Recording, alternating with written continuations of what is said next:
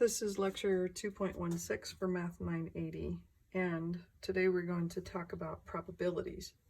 So the first thing to know about probabilities is that the number that represents a probability of something always has to be between 0 and 1. In other words, I can have a 0% chance, or I can have a 100% chance.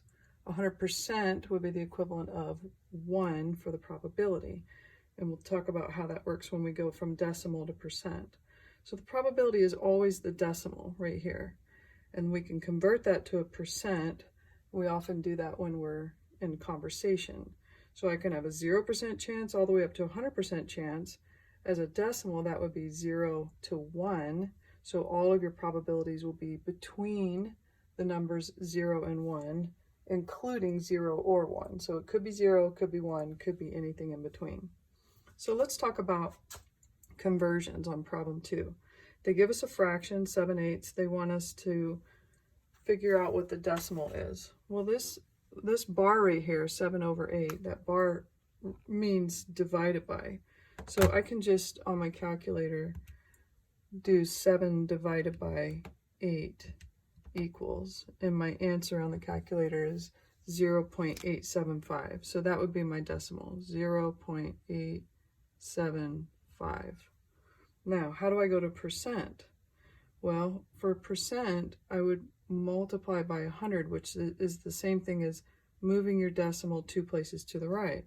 If you're not sure, you can do times 100 on your calculator and you'll get 87.5%.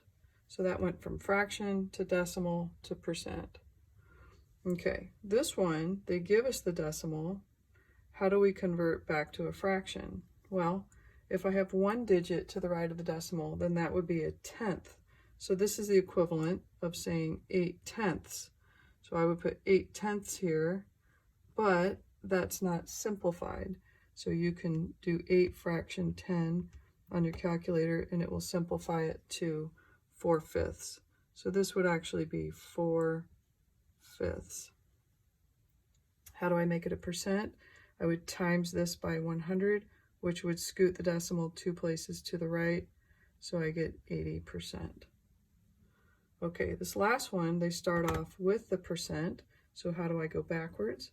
Well, instead of timesing by 100, I divide by 100, which would move my decimal 2 places to the left.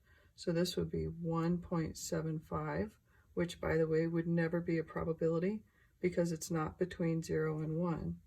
But we could still convert a percentage to a decimal. And then how do we do the fraction? Well, the 1 is a whole. The 75, 2 places to the right of a decimal, is hundredths, so that'd be 75 hundredths.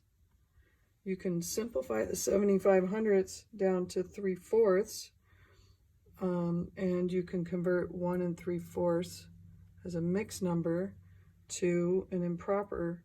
4 times 1 is 4, plus 3 is 7. So this is the same thing as 7/4. Could you do that on your calculator? Sure, you could do it like this. 1 fraction 3 fraction 4 equals, so this is the mixed number, 1 3/4. You can convert it by doing above your fraction bar, converts from mixed to improper. So it goes second, ABC equals, and it changes it to 7/4. Okay, so how do we find a probability? The formula for probability is very easy. You take the number of ways you can be successful, and that success is defined by what the question wants you to find, okay, divided by the total number of outcomes. So let's look at problem 3 as an example. I have a spinner, and if I spin the spinner, they're asking, well, what's the probability of landing on a 12? Well, there is no 12. So I have 0 ways of being successful out of 6 possible ways, and 0 divided by 6 is 0. So my answer is 0 for that one. Let's look at number 6. If you had a 12-sided die, you know how when you roll a pair of dice? Well, this is a single die, and it's got 12 sides, which means the possible outcomes would be 1, 2, 3, 4, 5, 6, 7, 8, 9, 10, 11, 12. Those are all the faces of the die. And they want to know what's the probability of rolling a 9 or a 10. Well, there's one 9, there's one 10, so I have two ways of being successful, either getting the 9 or the 10, out of 12 total faces on the die. This simplifies to 1/6, so the probability would be 1/6, and that would be my answer. Let's look at number 9. 9, I have a spinner again, and it's marked red, blue, red, green. So the first question is, well, what's the probability of getting a blue? Well, I have two blues, so either of those would give me a success. So 2 successes out of 6 total spaces, and this reduces to 1/3. So there's my answer for that. Then they ask, well, what's the probability of getting a red or a green? Which means red or green is successful. Well, I have a red here, a green, a red, a green. So I have 4 different spaces that would be successful out of 6 total, and that reduces to 2/3. So that would be the answer. And then they ask, what's the probability of getting a red and a green? Now remember, you only get to spin it once. Is it possible to spin it and land on a red and a green at the same time? And the answer is no. And so there are 0 ways. There are 0 spaces that are both red and green. 0 out of 6 will give me 0. Okay, so I want to do 2 more questions with you. So the next one I want to work on is number 13. So let me get this out of the way.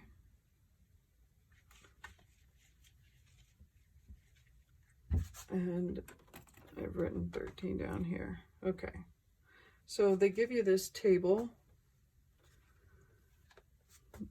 At a high school, you have 469 freshmen, 518 sophomores, juniors, and seniors. And they want to know, if you just select someone at random, what's the probability that that person is a sophomore?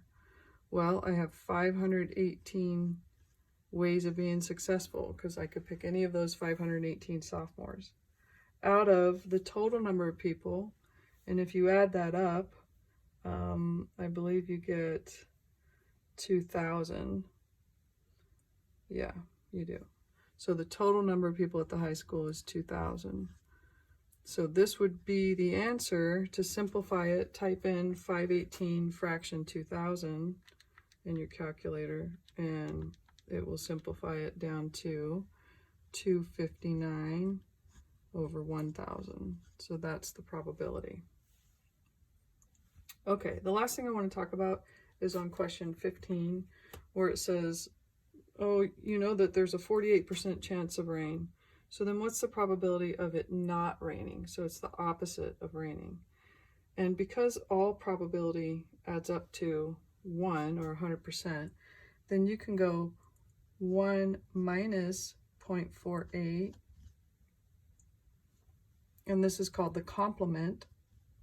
If there's a 48% chance of rain, then the opposite would be 52% chance of not raining.